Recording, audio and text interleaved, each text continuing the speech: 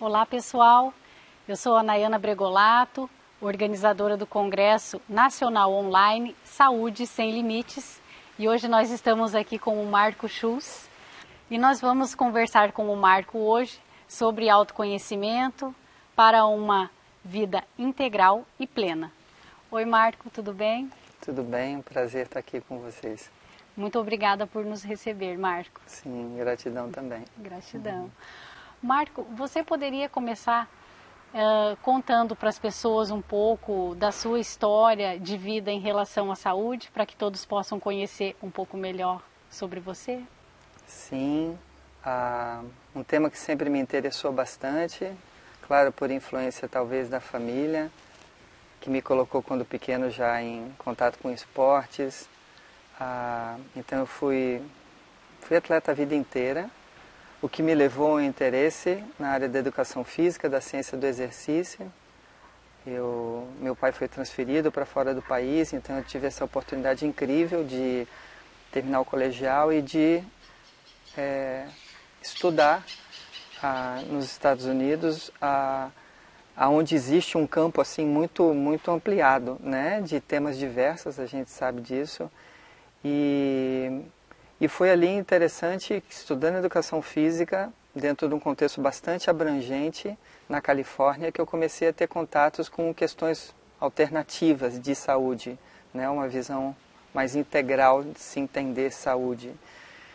E é interessante porque sim, fez sentido para mim de uma forma assim muito fácil, muito tranquila, o entendimento do ser humano como uma complexidade feita de partes, e aonde, naquele contexto que eu estava ali experimentando, vivendo, estudando, eram oferecidas várias dimensões de se entender a saúde. Uma coisa que eu acho assim bastante interessante, não só por uma questão de curiosidade, eu sempre tive uma invocação, uma necessidade muito grande de entender essa complexidade do ser humano de uma maneira mais integral, vendo que a compartimentação não me preenchia naquele nível que eu realmente buscava. Então, quer dizer, por exemplo, uma lesão física de não representar só um contexto de fadiga muscular, por exemplo, o que tem por trás daquilo, o que eu posso aprender com aquilo. E foi nesse caminho que eu descobri o yoga no seu sentido talvez formal, já talvez tendo percorrido uma vida onde o yoga acontecia, mas eu não me dando conta. E esse encontro do yoga nesse contexto mais formal, na faculdade inclusive de educação física, me trouxe um despertar assim de possibilidades incrível, de realmente você, por exemplo, no que diz respeito ao corpo, começar a entender o teu corpo como uma ferramenta para um processo de autoconhecimento, para um processo de você se reconhecer algo tão mais integral e integrativo do que meramente, enfim, a parte definida do corpo. E estendendo isso, obviamente, para a mente, para a questão das emoções e, com certeza, vendo tudo isso dentro de uma abordagem espiritual. Eu acho que existe essa relação da palavra espiritual com integral. Então, claro que a gente tem todo um contexto abstrato, subjetivo de espiritualidade, mas eu gosto muito de entender a espiritualidade como a arte de viver, e viver de forma integral. Essa reunião das partes para que a gente possa, de fato, encontrar saúde, que não é meramente ausência de doença, mas um encontro de um bem-estar tão mais ampliado do que sensações, emoções passageiras. É algo assim mais profundo, mais definitivo, mais absoluto do nosso ser mesmo. E yoga representa isso, né? Quer dizer, a busca do yoga, se yoga é traduzido como unir, reunir e integrar, yoga é exatamente saúde. E isso eu acho assim tão importante da desmitificação, da quebra do preconceito do yoga como uma tradição ou uma técnica, é estilo de vida. e estilo de vida buscando saúde. Muito bem. Tem alguma mensagem específica que você gosta de transmitir para as pessoas e que você gostaria de aproveitar a oportunidade para compartilhar?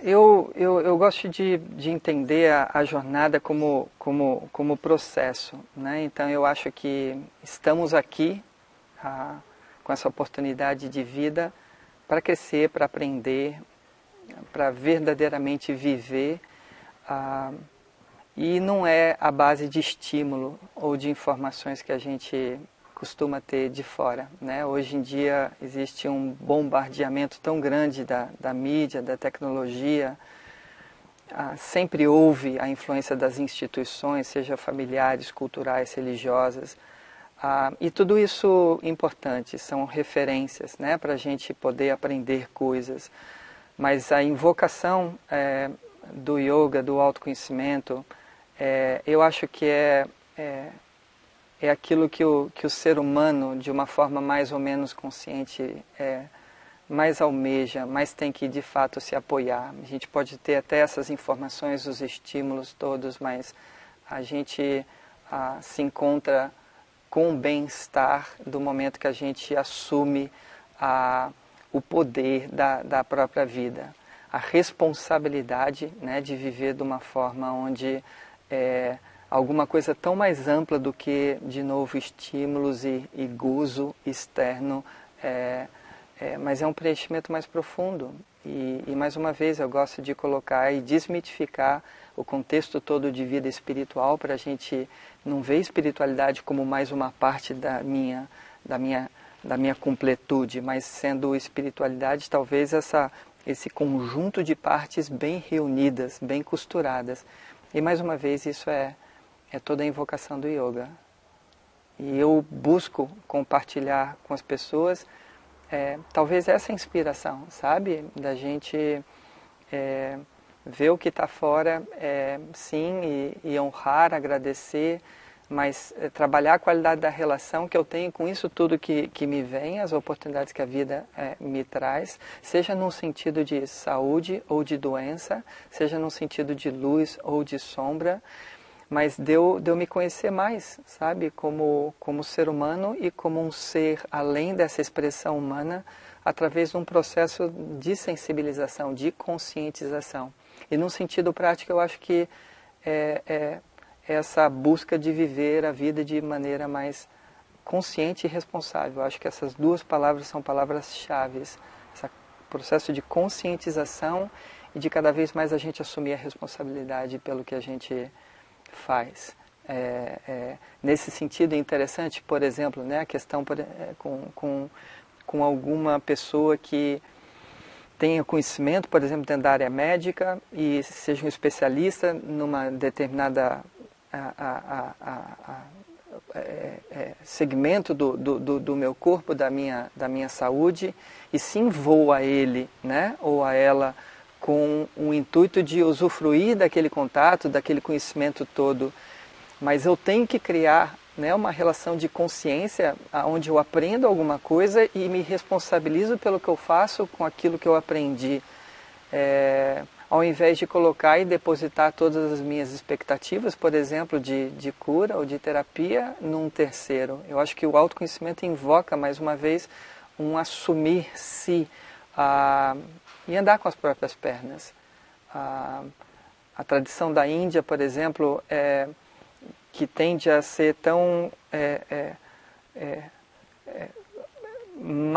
compreendida pelas questões aparentes, num sentido mais profundo, esotérico talvez, místico, e levando isso não para um lado de novo poético, mas do momento que eu estou vivendo uma vida de autoconhecimento, assumindo a autorreferência, de eu ter um contexto mais favorável para sim encontrar um bem-estar que até me dá uma condição madura e capaz de lidar com momentos de fragilidade, de vulnerabilidade, de doença, mas onde existe uma inteireza maior de acolher tudo aquilo, de fazer o que eu tenho que fazer num sentido material, num sentido orgânico, mas acima de tudo de ter uma postura de relação com a aprovação que me estenda, independente daquela aprovação estar me desafiando, num possível mal-estar momentâneo físico. Mas o que aquela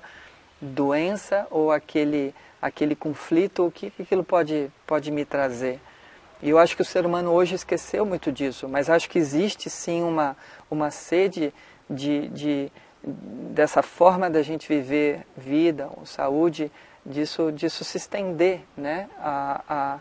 Porque não tem como a gente ficar numa dependência ou numa escravitude de objetos, referências, sejam os terapeutas ou médicos, né? Ou os medicamentos e a tecnologia que existe. Eu acho que a gente tem que ver a história de uma maneira assim mais ampliada, para de fato encontrar um bem-estar. E nesse sentido é desafiante, né? Ou seja, olha, num jogo de palavras, da gente estar num contexto dual, onde experimenta-se prazer e dor, e obviamente um momento de saúde, talvez uma condição, né, de prazer, e um momento de doença, uma condição de dor. Mas a questão é que a gente é vulnerável tanto a um quanto a outro, pelo contexto da dualidade humana, não tem como escapar. Mas tem sim como a gente trabalhar a nossa relação com prazer e dor de uma forma mais madura e responsável, para que não haja, por exemplo, o sofrimento, que é a grande doença. Inclusive eu sempre lembro, no jogo de palavras, de idiomas, a palavra doença em inglês é disease. E disease is not to, when I'm not at ease. Ease é você estar numa boa, você está pleno. Então quando você não está pleno, você já está doente. Você já está doente. E é uma reflexão assim interessante, né? A questão, o porquê que eu não estou numa boa? Será que é simplesmente porque o meu organismo está em falência agora, ou está debilitado, né? Ou é uma questão mais profunda, de eu realmente não ter formas, artifícios, não ter aprendido através da nossa educação formal, uma maneira de me relacionar com esse quadro humano, que é também de experimentar dor, momentos onde eu não estou numa boa. E a nossa cultura não favorece muito isso, né? O acolhimento da realidade momentânea de não estar numa boa. É quase que uma resistência que a gente cria com o mal-estar, de novo, momentâneo, né? Seja ele físico, mental, emocional. E isso gera um contexto bastante complexo para a nossa condição humana, onde a gente experimenta coisas e vai atrás de recursos para acabar com esses estímulos todos, sintomas, né? Ao invés de repente lidar com a questão de uma forma assim mais assumida, de novo mais inteira, mais madura. Está aqui, por que eu estou me sentindo desse jeito? E o que eu posso fazer? Qual é o aprendizado que esse momento está me trazendo? E eu acho isso que é uma pergunta que a gente tem que se fazer o tempo todo, numa boa. Não é uma crítica, quanto menos um julgamento, é um processo de autoobservação fundamental. E aí sim ver se é necessário tomar o medicamento, ou se de repente eu poderia dar um pouquinho mais de atenção por exemplo, a forma que eu respiro, né? Ver se de repente eu não estou sentado demais, se não é bacana agora colocar o meu corpo um pouco em movimento. Na tradição de Hatha Yoga, por exemplo, você tem cartilhas e cartilhas para tipos de práticas necessárias ou adequadas para condição essa ou condição aquela. E num reconhecimento onde de repente eu me pego numa determinada condição, que bom ter a referência de uma prática que seria adequada àquilo, né? E que não necessariamente tem a ver com o que me é prazeroso. De repente é uma prática que eu não curto muito no nível pessoal, mas é uma prática necessária em me fazer mais integral naquele momento onde I have a disease.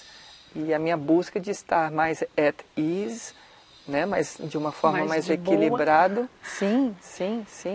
Mas assumindo isso, a responsabilidade. Ficar com meros conhecimentos ou informações técnicas ou o que a tradição ensina num nível de gavetas, sabe, é muito pouco. Eu acho que é tão importante lembrar, não existe nenhum ensinamento novo, está tudo aí. Então o que resta é a gente aprender e desenvolver uma qualidade de relação mais adequada, mais assumida, mais responsável com tudo isso. Muito bem.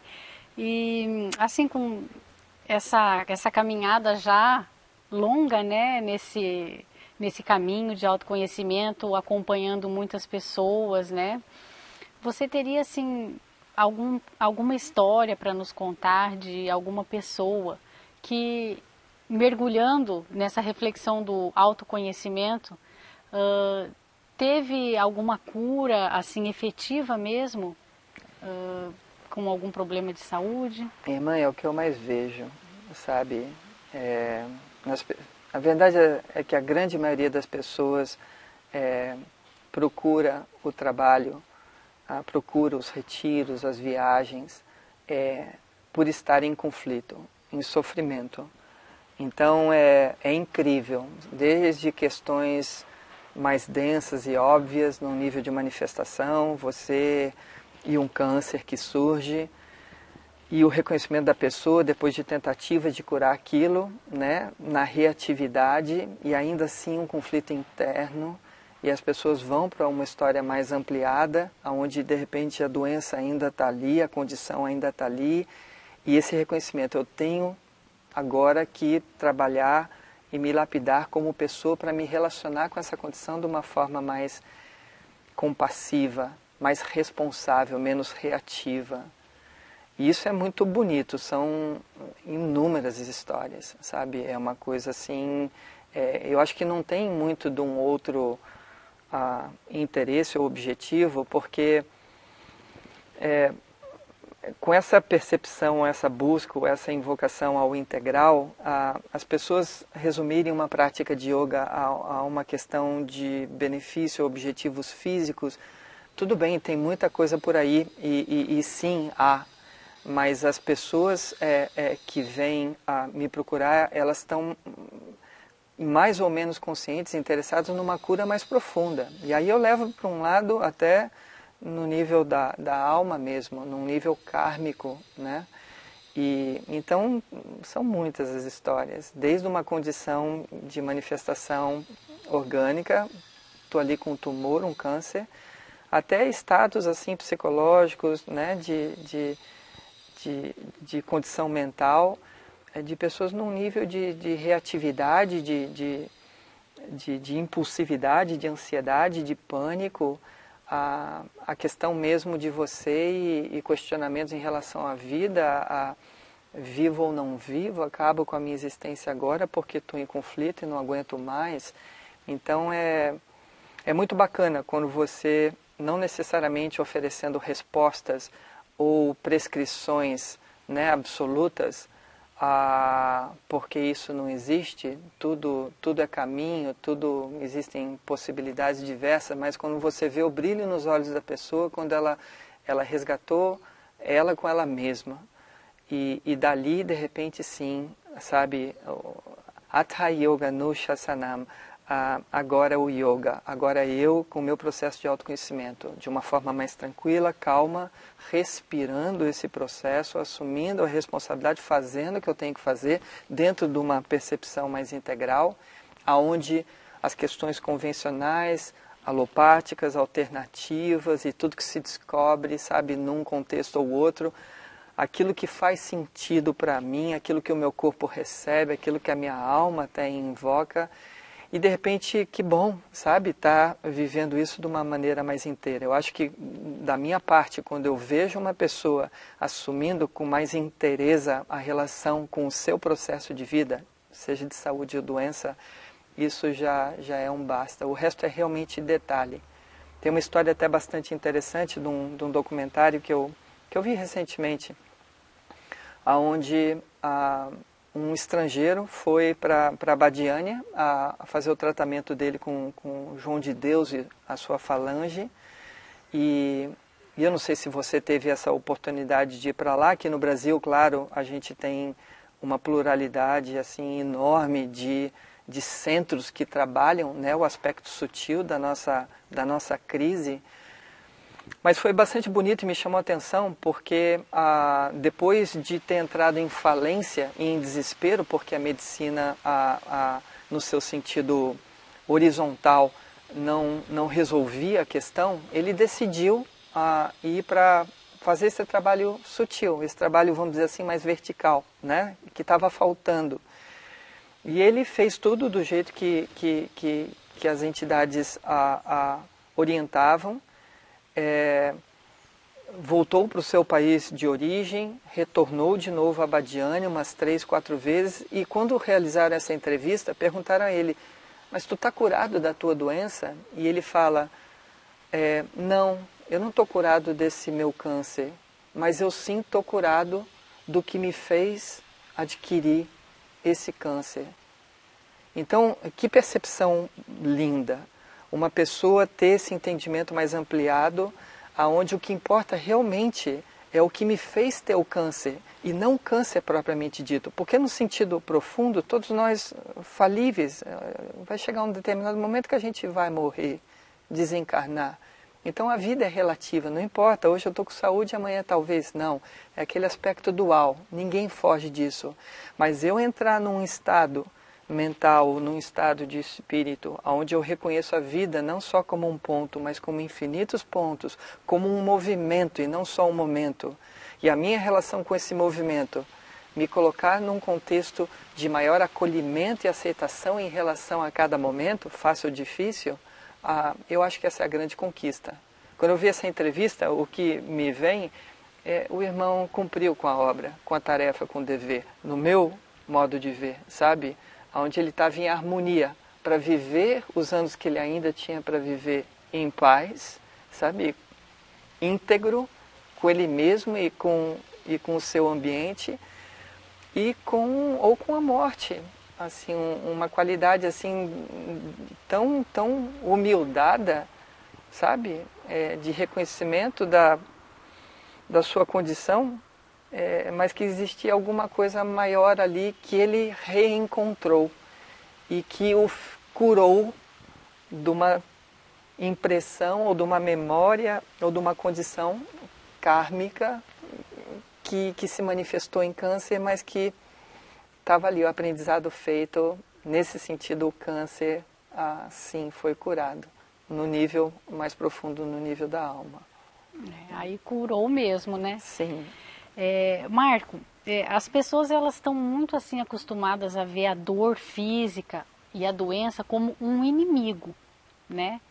Você poderia aprofundar com a gente um pouquinho sobre essa questão que a dor e a doença são amigos, né? São uma forma de trazer algum aprendizado que a pessoa está precisando naquele momento. Sim, fundamental. Existe uma frase que eu gosto bastante, você só realiza o teu Dharma quando você acolhe e aceita o teu Karma. Então aquilo que a gente vê como obstáculo, doença, dor, conflito, pode aparentar de primeira, claro, algo desfavorável. Mas é interessante porque tu não precisa de tratados espirituais para ter esse reconhecimento. Eu acredito que a maioria das pessoas que de alguma forma entra em contato, em harmonia com a sua condição, aceita a realidade como ela é, não necessariamente como ela gostaria que ela fosse, encontra uma extensão do eu menor ao eu maior, e de repente aquilo que antes parecia de fato um obstáculo, na verdade é uma ferramenta da pessoa dar um salto na sua compreensão de vida e talvez espiritualidade. Isso quando a gente se estende e percebe a vida não mais pequena como ontem. No momento que a gente tem uma percepção mais estendida, mais ampliada da vida, esse já é o sopro, soprando. Eu gosto muito de colocar aí, de ver como isso vai entrando nas nossas vidas. Nota, né? Extensão, sopro, soprando. Sopro é pneuma, é prana. É o que dá a condição da gente estar aqui. Existe um sopro que deu a condição dessa forma se manifestar com vida. Se o obstáculo, apesar do desafio, me estende como ser humano, já é um milagre acontecendo. Porque num nível egóico é impossível de eu aceitar conflito. É impossível de eu ser amigo com a doença. Então, quando a gente quebra o conceitual do amigo, do inimigo, e entra numa dimensão mais fraterna com a realidade como ela é, que seja a doença, já é algum milagre acontecendo em mim. E não a nível egóico, a nível essencial. De novo, é o eu menor se estendendo e podendo maior viver em paz, com bem-estar, apesar da doença, apesar do câncer. Vários são os grandes, os Mahatmas. Um deles, século passado, um dos grandes santos da Índia, dessa época contemporânea, Ramana Maharishi. Ele, uma pessoa realizada, então ele entrou em contato com a extensão, ele era um com o sopro, um com o movimento, mas o momento, já ao final da vida dele, era frágil como o meu, como o teu, como de qualquer ser humano, de câncer, e dentro de uma condição que o desafiava, que doía, que machucava, onde sim a expressão era lágrimas nos olhos, dor, mas com ausência de sofrimento. Pelo fato dele não ter uma identificação com o momento, com a dor, com um ponto, porque ele estava realizado em infinitos pontos, ele estava estendido, como Jesus na cruz, no estado crístico, ainda que no aparente Jesus na cruz. Nesse estado crístico, nesse processo, nesse encontro, nessa capacidade de ter visão plena, de ter extensão, de percepção, de consciência, não existe mais sofrimento. O obstáculo acaba sendo a bendita, do maldito passa a ser o bendito momento que eu precisava para poder estar vivendo uma vida mais ampliada. E isso é muito bacana. A possibilidade está aqui para todos nós, para mim e para você. A aprovação humana é para todos nós, para os grandes, para os pequenos. Então é importante lembrar isso, que todos que passaram por aqui encarnados experimentaram a fragilidade, a vulnerabilidade de ser humano como eu e você. E qual que é a referência que a gente pode ter desses grandes? Se não, sabe, a possibilidade da gente estar mais estendido, de viver uma vida onde a minha busca, sim, é de estar num maior, em mim, e poder viver de forma mais equilibrada, consciente, responsável. E não só para si mesmo, para todo mundo que está ao meu redor. No momento que eu me estendo e vou além da minha fronteira, a gente já está junto. Então é muito interessante isso, né?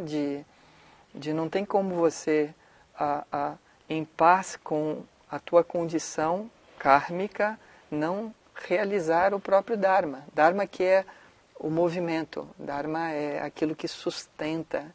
Então se eu estou aqui na minha pequenez já acolhendo ela, cuidando dela, honrando ela, naturalmente eu vou compartilhar isso com terceiros. É inevitável, porque é alguma coisa que já não cabe mais só em mim. Eu acho que é aí que você vê e reconhece grandes servidores, né, que vivem uma vida tão esplêndida num nível de altruísmo, de caridade, porque eles realizaram alguma coisa dentro deles que os faz forte, os faz compassivo, os faz saudáveis num contexto integral, né, apesar da sua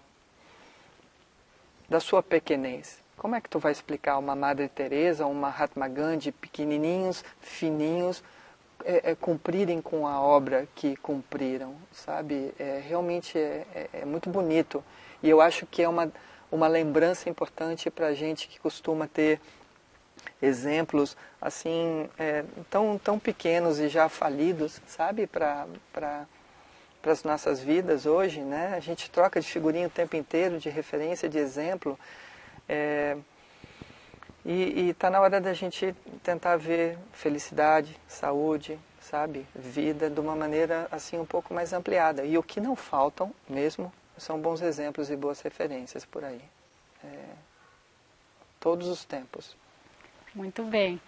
A gente tem perguntado para os nossos palestrantes quais são assim as suas práticas de bem-estar e qualidade de vida que você mesmo aplica como seu verdadeiro plano de saúde? Pois é, interessante, né? E eu gosto até de colocar, eu não fujo de ter o meu plano de saúde, até em sensibilidade à família, caso alguma coisa aconteça, da gente ter esse respaldo. Infelizmente é uma realidade do mundo, adoraria que isso fosse um quadro bem mais democrático para todos os cidadãos, no caso, né, do Brasil. Mas eu falo isso no sentido assim de desmitificar um pouquinho, achando que de repente quem está no caminho espiritual, ou quem vive o caminho do autoconhecimento ou trabalha com isso, vive um contexto alternativo e faz parte da turminha de lá. De novo, eu acho que integral é uma reunião, né? Mas obviamente, se tu me perguntar, e é um conflito, não deixa de ser, você paga as tuas mensalidades e tu não usa. E não usa, que né? bom, né? Por um lado, graças a Deus, né? Por outro, é um contexto assim, onde você tem esse aspecto, e no meu caso, é uma curiosidade, é uma questão bem familiar mesmo, sabe? É quase que um cuidado que eu tenho em prestar com essa questão para despreocupar, no caso, meus pais e as pessoas que estão ao meu redor.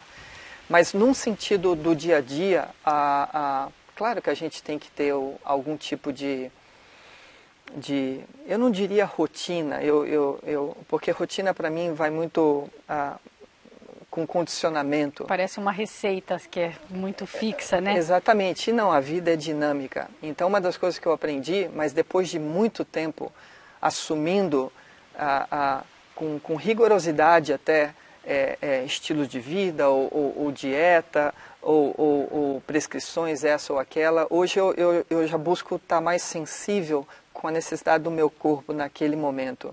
E ainda bem, né? Com tantas ofertas, tanto estudo, de ter várias cartas na manga para lidar com o que o meu corpo está pedindo naquele momento. Então, quer dizer, eu tenho hoje, em função de uma vida assim um pouco dinâmica, talvez até demais, de viajar muito, uma prática mais restaurativa de Hatha Yoga, com os asanas, e trazendo a isso tudo que eu aprendi também em terapias corporais, na própria educação física. Eu acho que a asana é trabalhar com atenção na ação, né? E com um reconhecimento onde a respiração está englobando tudo. Então eu tenho isso, me apoia demais. Agora, a meditação para mim é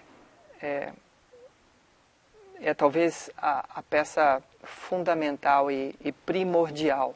E quando eu falo isso, não só no sentido formal, de você estar sentado com os olhos fechados, mas de levar aquilo que você tanto trabalha, fechado, sentado com os olhos fechados, para a tua vida. Tocou o sino, abriu o olho, você saiu para a rua e você buscando trazer aquela qualidade meditativa de atenção plena para contigo. Então, tudo que me faz poder estar mais em paz, em saúde com o meu corpo, num nível de orgânico, oxigênio, de um corpo alongado, um corpo capaz de ter um alinhamento, de ter uma estrutura para cumprir com a obra, e com essa qualidade de uma mente mais afiada para lidar, né, com a necessidade da vida, do dia a dia, mas ao mesmo tempo equânime, calma, tranquila, para mim isso é o que fecha, vamos dizer assim, ou o que abre, melhor dizendo, um dia por se cumprir.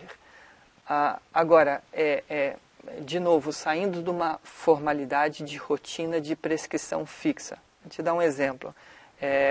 Eu estou aqui, a gente está agora em Florianópolis, né? Com um dia como hoje, por exemplo, onde abre-se céu azul.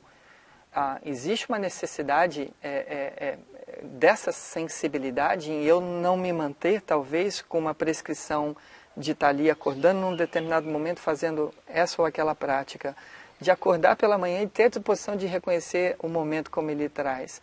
E de repente, sim, sabe, num dia como esse, estar fazendo o meu yoga, a minha prática, por exemplo, formal, de estar estendendo isso e ir para a praia, andar descalço e ter esse contato de pé na areia mesmo, de entrar no mar, não necessariamente para surfar, porque não dá tempo, eu tenho que trabalhar, mas para entrar no mar e me benzer de todo aquele quadro, não só no nível sutil, aos braços de Iemanjá, mas a questão que acontece de alcalinizar a tua condição de tensão, de estresse, com a água salgada, por exemplo, do mar, do oceano.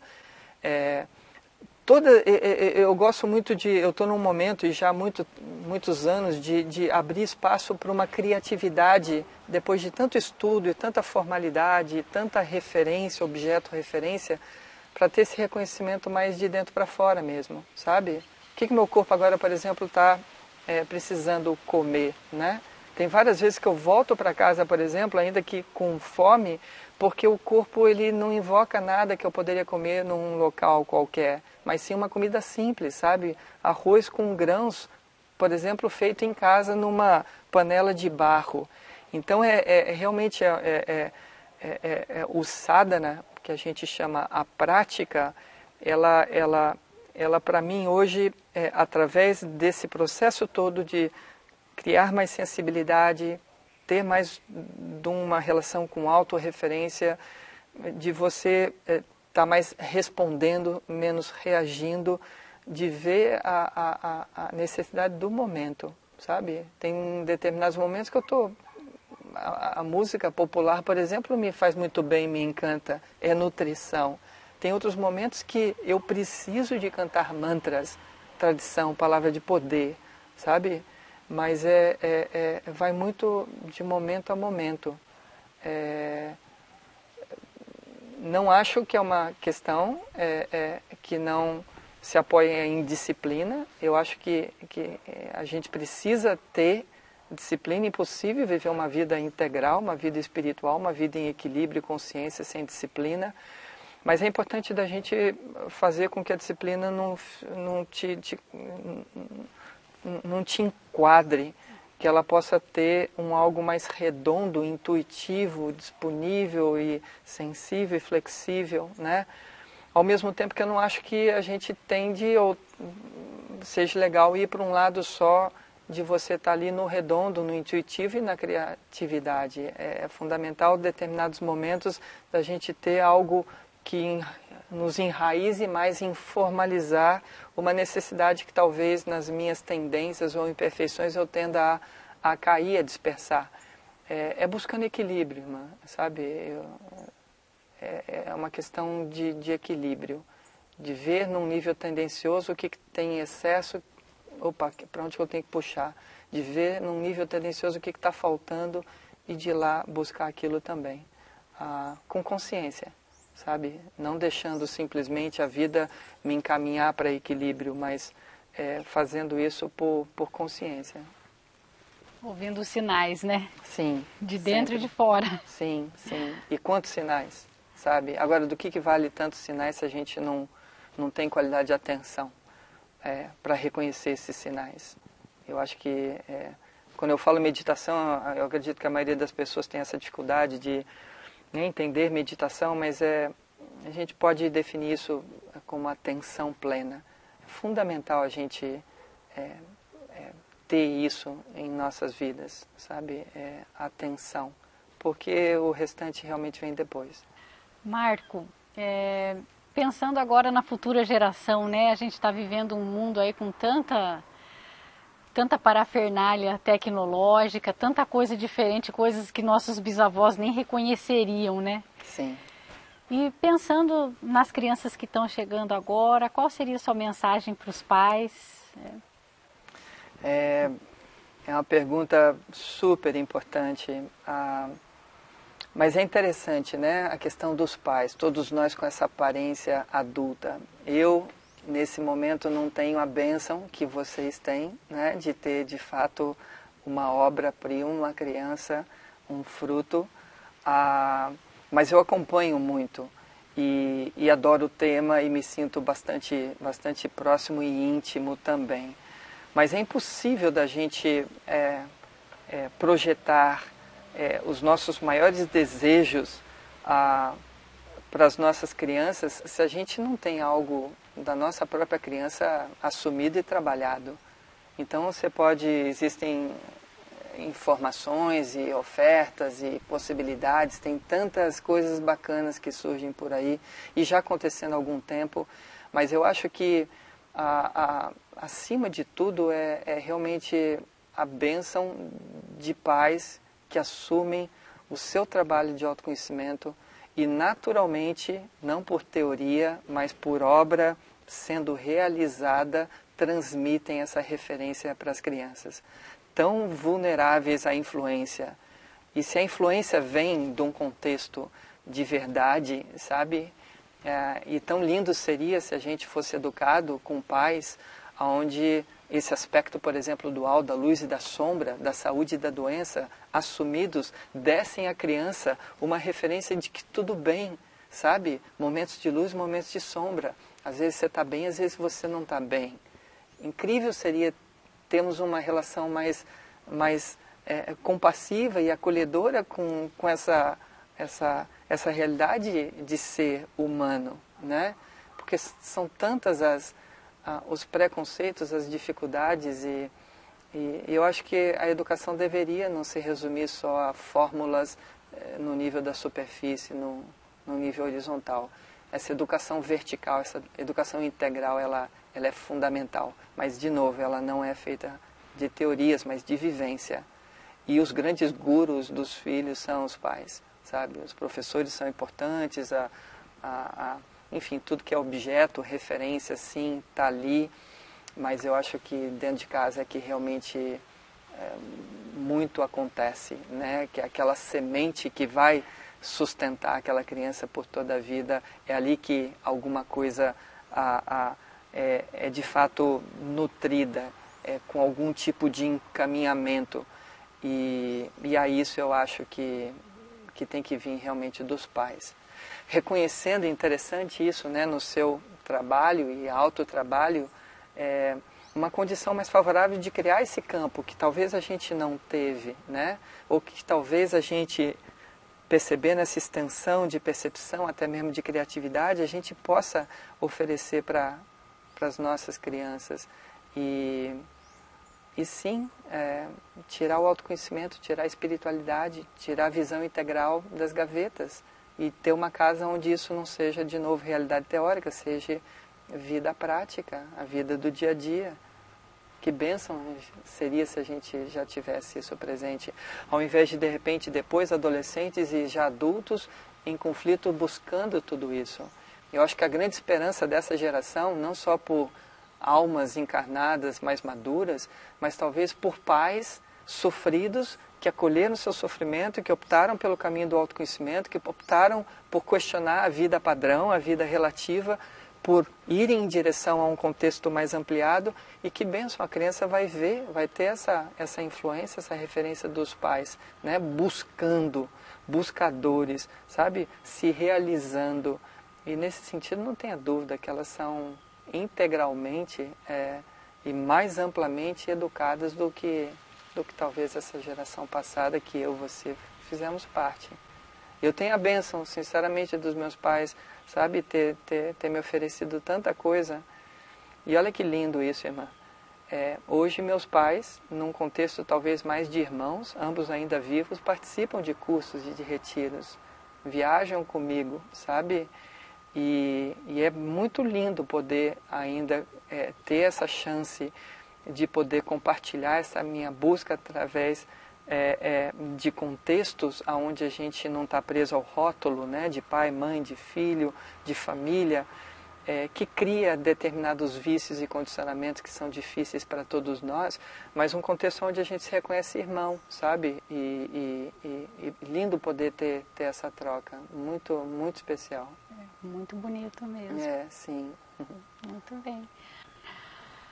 Marco, para quem se sentiu tocado e motivado, né, para mergulhar na busca do autoconhecimento, como dar o primeiro passo? Qual seria aí sua orientação para quem quer começar, quer olhar para dentro de si? Primeiro que eu acho que o passo já está dado e está se dando.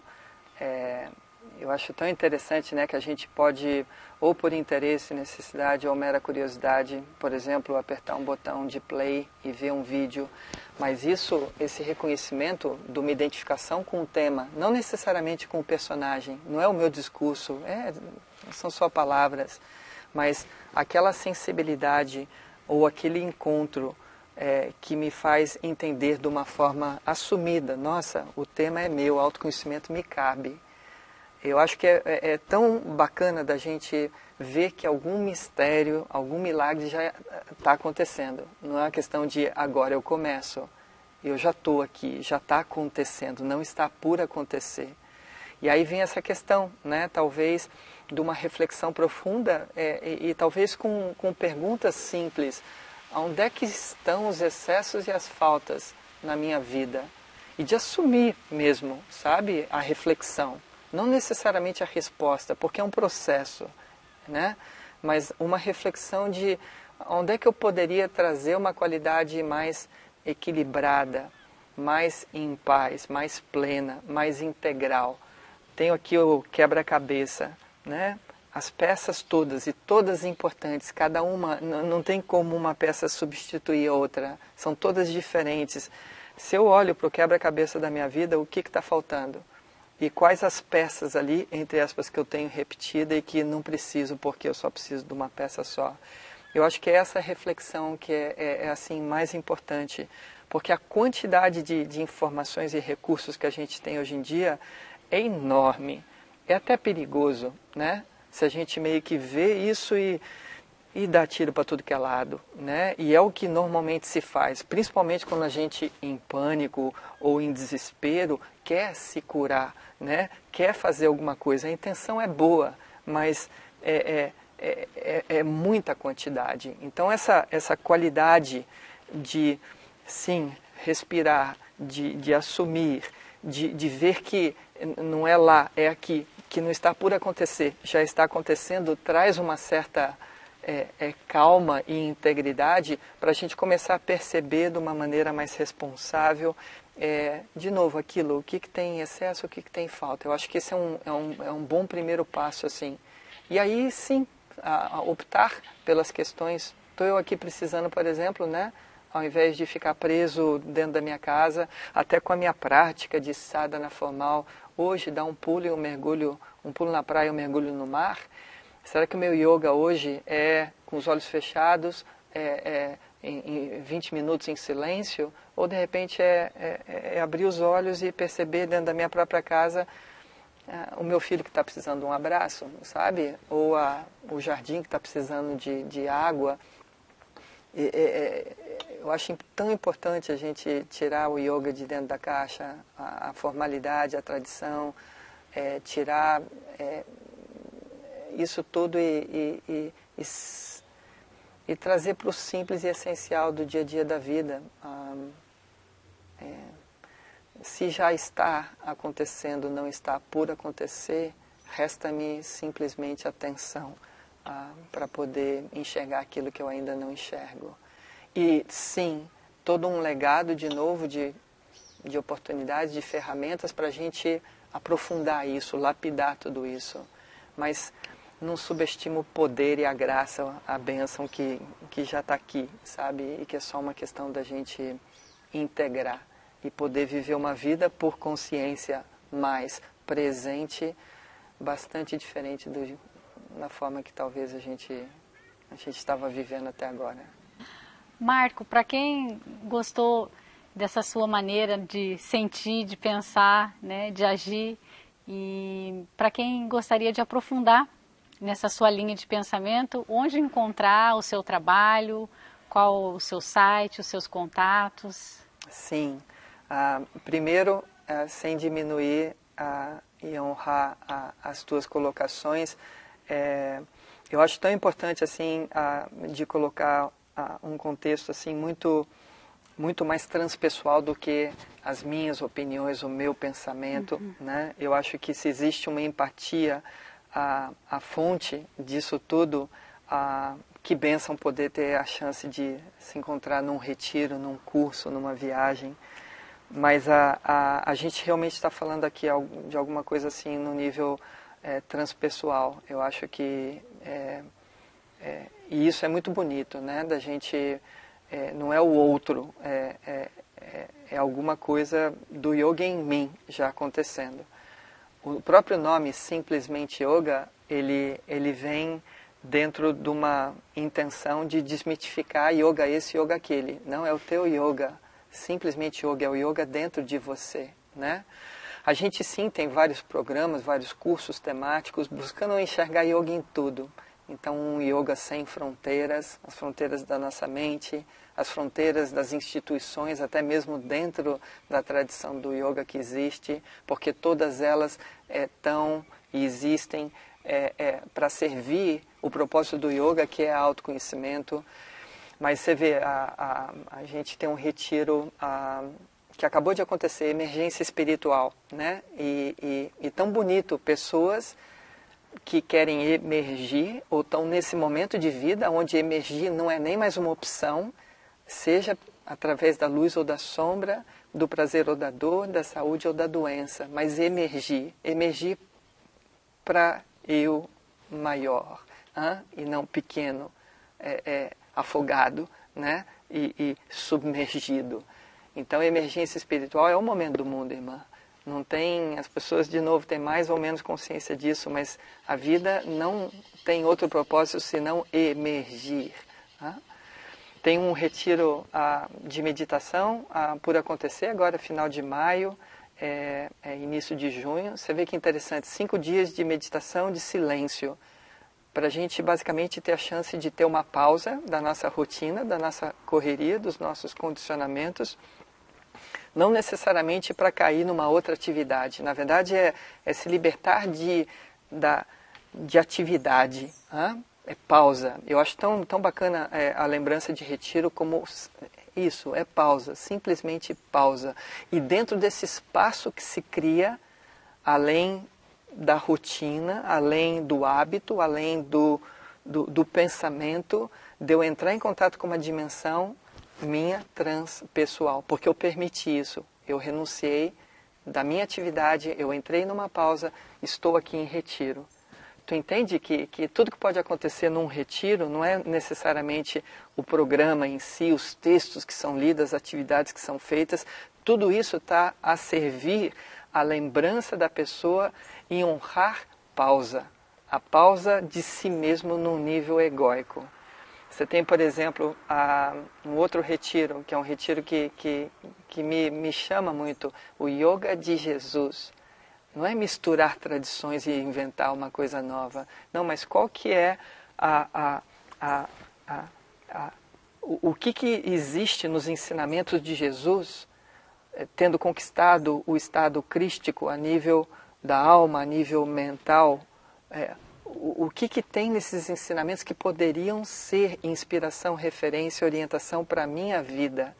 Então é sair de um Jesus histórico, ídolo, para um Jesus ícone que nos catapulta em direção ao reconhecimento de que a possibilidade crística está em nós também. Então é fascinante o como a gente pode realmente ver em tudo oportunidade de autoconhecimento, para que a gente volte dessas pausas na segunda-feira das nossas vidas e tenha uma qualidade de presença, de percepção, de sensibilidade, para poder, em casa, no ordinário do dia a dia, estar mais inteiro, estar com o yoga mais presente, estar mais atento. Isso tudo está no programa, e de novo, é um programa que oferece determinadas atividades, determinadas convites de proposta temática e que podem de repente servir, né, como fonte de aprendizado, de inspiração, de motivação. A forma mais fácil, eu acredito, de entrar em contato com isso é entrando no site do Simplesmente Yoga, simplesmenteyoga.com.br, e dando uma checadinha em tudo que a gente oferece ali. Eu acho que eu gostaria, até somado a isso, de convidar as pessoas a entrarem no site do Eu Maior, que é um projeto que a gente fez eu e 4 produtores, somos 4 realizadores, um projeto que eu acho que está lindo, porque ele é acessível. Primeiro que ele está disponível ali na internet, no YouTube, é só entrar no site eumaior.com.br, que a pessoa vai ser orientada ao link esse para o YouTube. E o bacana desse filme é que é um filme que fala de autoconhecimento e busca da felicidade, obviamente felicidade dentro de um contexto mais integral, né? Mais vertical, mas que traz justamente uma compilação de seres humanos, como eu, como você, buscadores, cada um da sua história, do seu jeito, mas que tem alguma coisa para falar. Todo mundo tem. Então você não está falando de grandes avatares, você está falando de seres humanos em áreas distintas. E isso que é bacana, a gente buscou ter um cuidado bastante sensível em relação a esse tema, de trazer seres humanos das mais diferentes áreas para justamente, falando de temas afins como o sofrimento, como amor, como Deus, como o lado, enfim, claro e escuro da vida. E a edição disso, junto com a trilha musical e junto com imagens, eu acho que ficou bastante feliz, graças à bênção mesmo, inspirando os editores. E eu acho que está uma obra assim, prima, de 1h30, que leva as pessoas, sim, acima de tudo, à reflexão. Não a respostas estabelecidas, mas eu acho que o filme traz inspiração para a gente se perguntar, sabe, onde é que eu estou com a minha vida, o que eu estou fazendo com ela, quem sou eu, num sentido mais ampliado, que não uma definição social. E é muito acolhedor para pessoas que já começaram a entrar nessa fratura de condicionamento relativo, de padrão pré-estabelecido de vida, e de repente um momento tão só, quando perguntas tão profundas vêm de dentro de nós mesmos, de ver que as pessoas essas abertas a essa busca de algo mais amplo, né? que tem muita gente com as mesmas perguntas, buscando as mesmas coisas. O filme, eu acho que ele nutre, ele inspira, mas é um acalento para todos nós buscadores, que às vezes nos sentimos tão solitários, mas que não estamos só, sabe? Eu acho que a natureza do ser humano, quando a gente dá atenção, é de honrar, de servir esse movimento em nós, esse sopro em nós. E o filme ele tem como objetivo apoiar-nos em relação a essa busca, com essa lembrança de que ninguém está sozinho não, sabe? Que a gente está junto e cada um fazendo a sua parte, né? E que bênção será o dia que todos nós nos dermos conta disso, da importância da nossa parte e que matemática quântica é incrível, quando essa soma de partes realizadas ou realizando poderem, de fato, alterar o nível de consciência desse planeta. Já está acontecendo, não está muito por acontecer. O teu trabalho, o trabalho que vocês estão fazendo é uma contribuição, sim, para que as pessoas possam ampliar-se, irmã. Então, bendita a obra, que Deus vos abençoe a isso poder beneficiar muita gente. Amém. Que assim seja. Marco, muito obrigada. Sim, namastê. Namastê. Graças a Deus. Graças a Deus.